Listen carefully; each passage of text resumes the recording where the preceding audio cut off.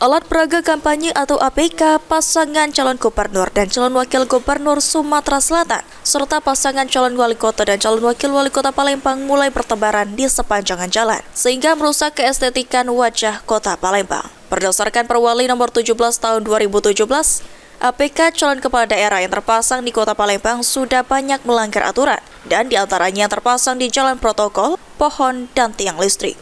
Namun demikian, Satpol PP Kota Palembang belum dapat menertibkan APK secara langsung karena penertiban merupakan kewenangan dari KPU Kota Palembang. Dan Satpol PP masih menunggu koordinasi KPU untuk melakukan penertiban secara bersama.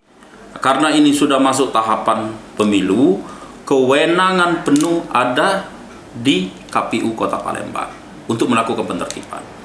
Tetapi kami dari Satpol PP siap apabila kami dibutuhkan atau diminta oleh KPU untuk bersama-sama melaksanakan penertiban APK yang melanggar berkaitan di bahu jalan, daerah milik jalan, di tiang listrik, di pohon, dan lain-lain. Itu termasuk dalam Perwali 17 tahun 2017 tentang atribut publikasi.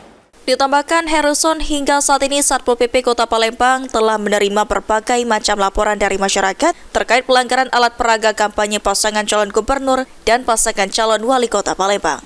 Eki Saputra, PAL TV.